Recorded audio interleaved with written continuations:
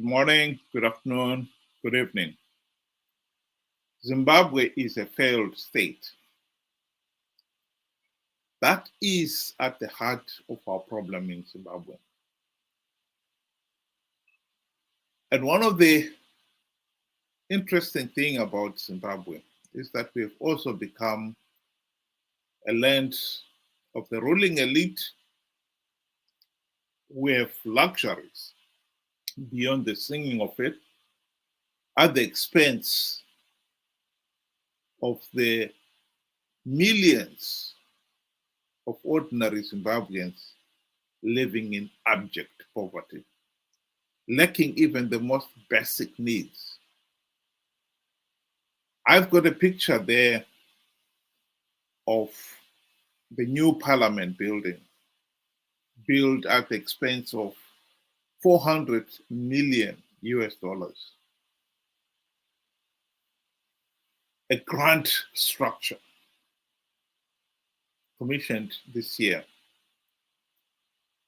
And yet you contrast that with the collapse of basic services to the rural people, to the ordinary people. Zimbabwe has got 5 referral hospitals, and the state of those hospitals is unbelievable. Some of them have been known to cancel operations because they do not have painkillers. During the rainy season, they've got to use buckets because they are leaking. That's the sorry state of those hospitals. And yet the regime can afford a luxury building like this. Interestingly enough, even these grant structures are not immune to the failings that have befallen the rest of society. Power cuts. Here is a video clip of the recent parliament where the Minister of Finance was presenting the budget. So you can imagine the way MPs, senators, and the president himself was present. And this is what happened.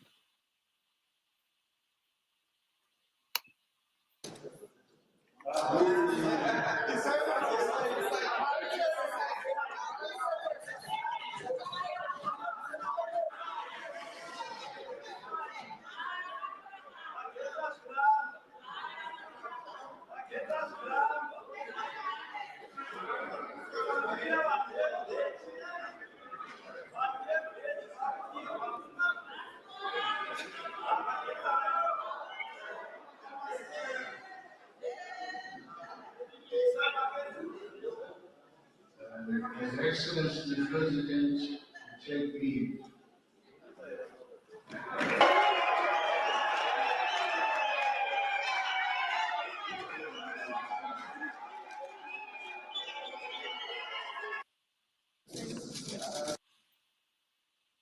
That is the reality in Zimbabwe a few days ago. Ben, welcome to the program. Good day to you and good day to our viewers. Thank you for joining us. You know, what I have to say is wise men can gather anywhere, even under a tree, and come up with soul-serving solutions. You know, we are talking of the Parliament of Zimbabwe, 5 million it costs to put it up. And from there, or from that building, whoever is occupying it has failed despite its grandeur. So it just goes to show It's not the building that brings solution. It is the brains that occupy the building.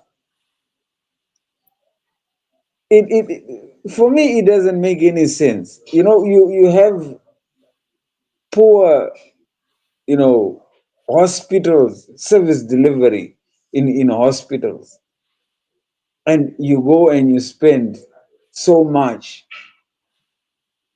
and it serves a very little purpose because, like you said, Zimbabwe is a failed state. And in parliament, that is where laws, bills are passed, to better our lives as Zimbabweans, but not in the case of Zimbabwe, sadly. Yeah, the tragedy of Zimbabwe is that we've always had this system where there's this difference between the chefs and the ordinary people. Here's Dr. Simbamakoni explaining the genesis of this culture. I recall very clearly that when we came into office in 1980, we inherited Ian Smith's systems. And Ian Smith's ministers drove Peugeot 504s. They drove themselves from home to work in their Land Rovers and all in kinds. Most of them were farmers. They parked their Land Rover and then they used the government vehicle when they were at work with a chauffeur. When they finished at night, they packed them and they took theirs to go home. Within the month of our coming into office, Prime Minister Mugabe then directed that every minister be issued with an E-Class Mercedes-Benz. And the Peugeot 504s were retired to permanent secretaries, and the deputy ministers who then took over. We can also look at many other things, small they may appear at the time. Let me hazard that even at that point, Enos Nkala was our Minister of Finance. I don't think we knew what budget we inherited from Ian Smith when the decision was taken to buy those E-Class fleets for the ministers. So the material affection for material themes has always been with us.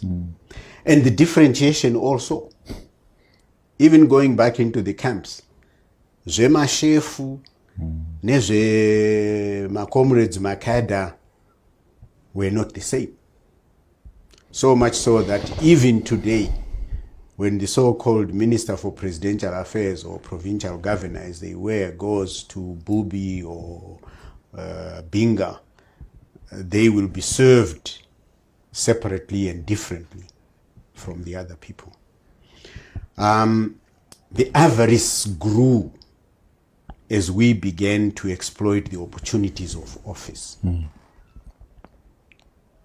When I was in the government, the minister was allocated one vehicle that they kept, which was the sedan they used in town.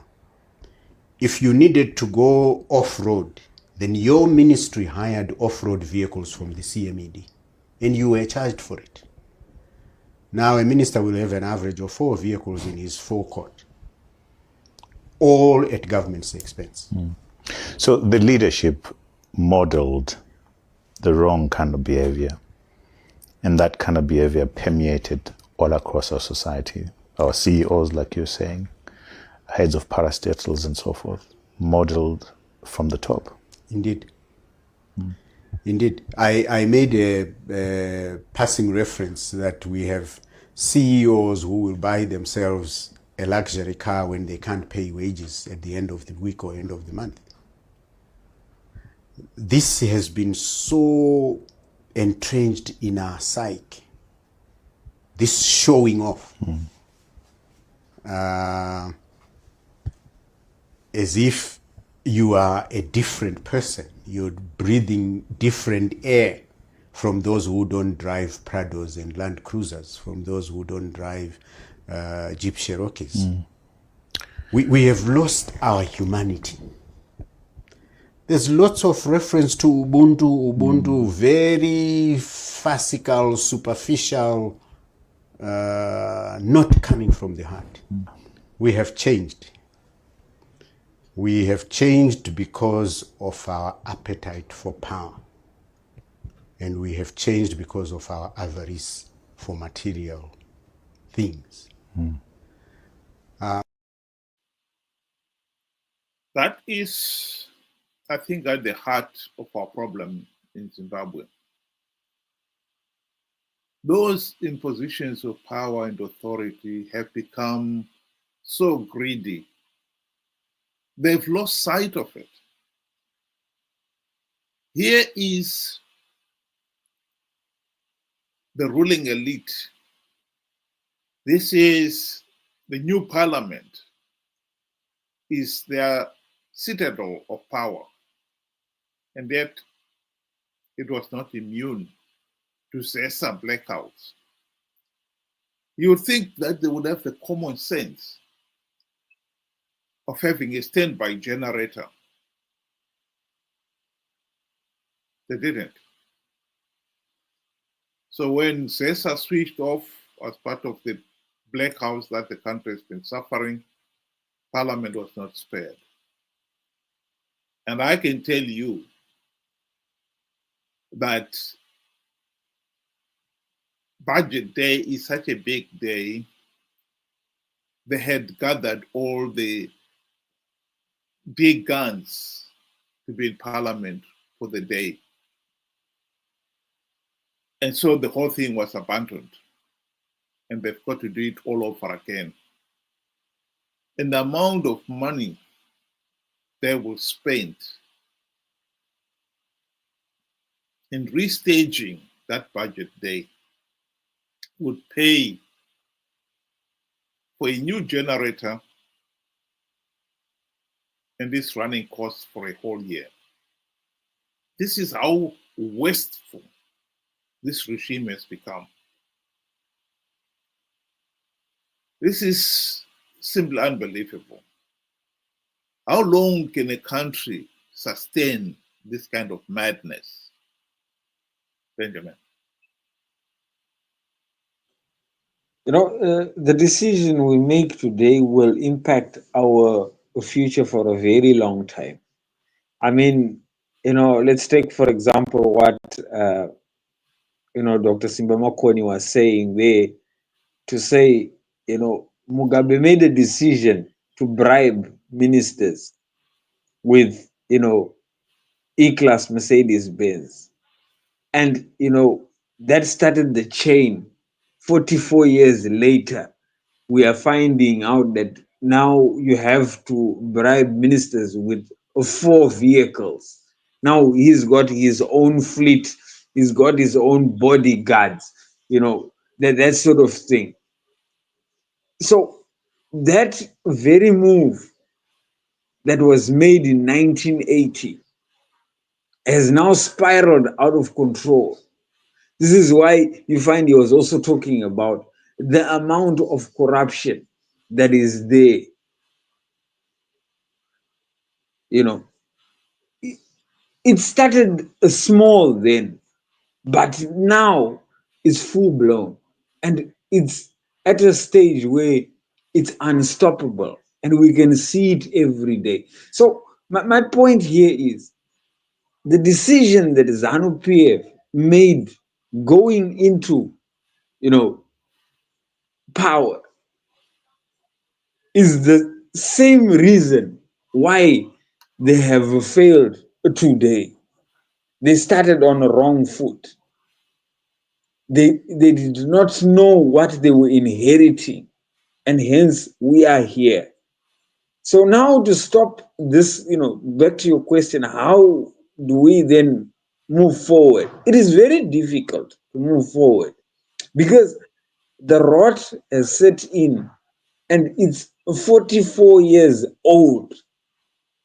How then do you stop something that is now more or less like a habit.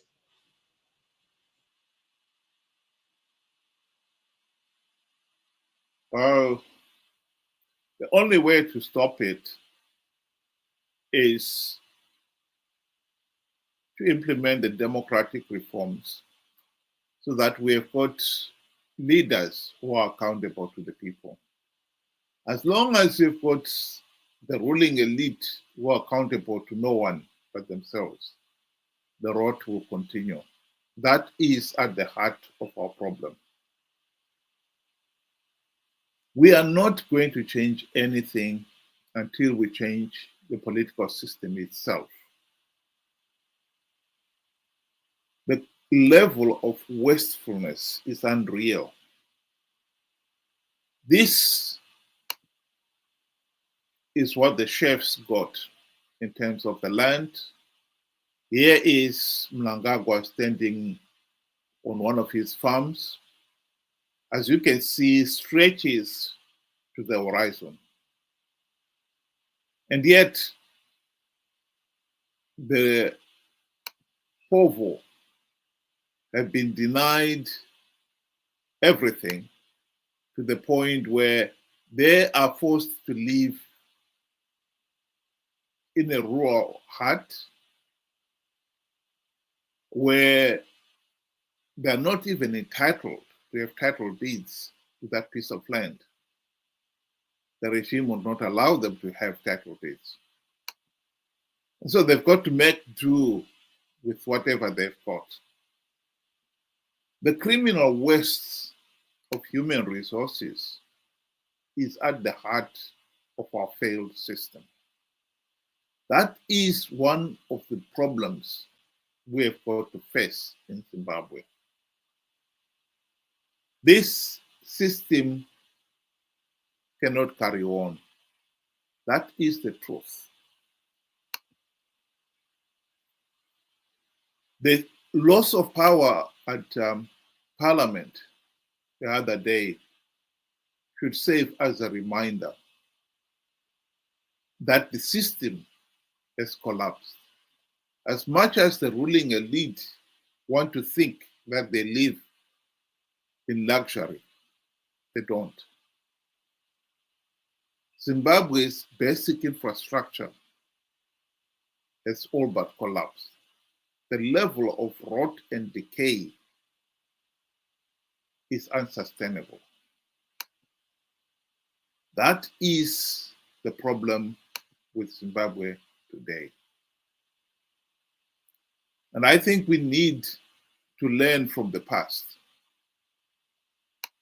and stop this madness continuing. The country is going nowhere, whether we like to admit it or not.